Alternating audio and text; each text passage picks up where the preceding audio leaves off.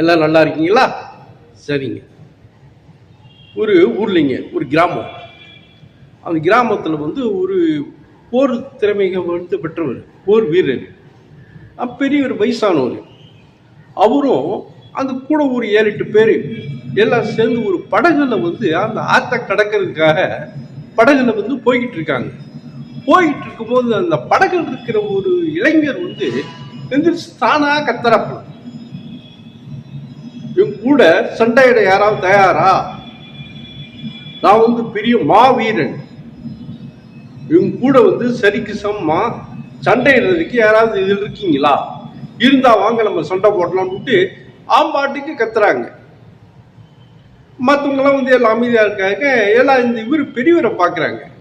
இவர் பழைய படை வீரருங்க, போர் வீரர், பெரிய வீரர், நல்ல வீரர், எல்லாம் தெரியும்.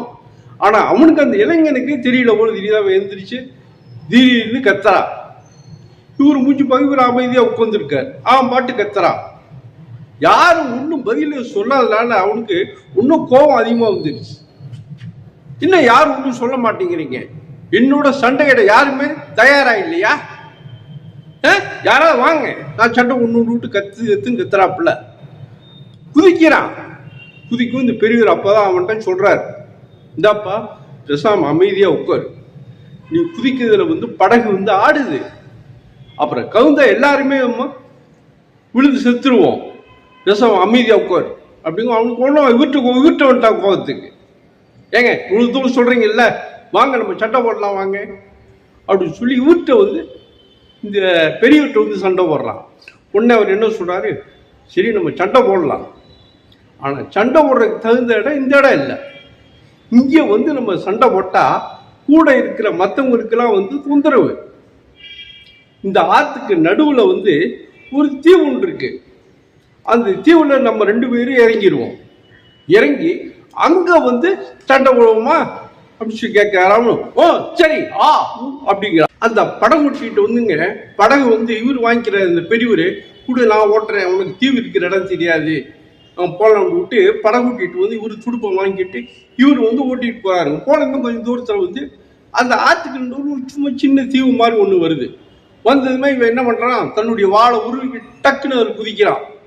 குதிச்சு நிமிஷத்துல இவர் என்ன பண்றாரு, பெரிய டக்குன்னு படகை எடுத்துடுறாரு. இவர் இறங்கலைங்க, அதே அந்த தீவுல இறங்கிட்டான். அந்த தீவுல வேற யாருமே கிடையாது, தனி தீவு, சின்ன தீவு. அவன் இறங்கி வாழை உருவிட்டு வாங்க அப்படிங்கிறான். உடனே இவர் படகை எடுத்துடுறாரு. படம் எடுத்து ஓட்டமும் எல்லாம் முழிக்கிறாங்க. ஆமாங்க, நான் தான் அவளை தனியா விட்டு போட்டு வந்துடணும் அப்படிங்கிறதுக்காக தான் நான் படகை ஓட்டினேன் அப்படிங்கும்போது, ஏங்க அப்ப மற்றவங்க இருக்கிறவங்க கேட்குறாங்க, எங்க உங்களை பத்தி தெரியும், நீங்க பெரிய வீரர், எங்களுக்கு தெரியும், ஏன் கூட அவனை ஒரு 2 தட்டு தட்டி இருக்கலாம்ல, பெருசா அமைதியா இருந்திருப்பான்ல அப்படிங்கும்போது, இல்லப்பா நம்ம சும்மா எல்லா இடத்திலும் சண்டை போடக்கூடாது,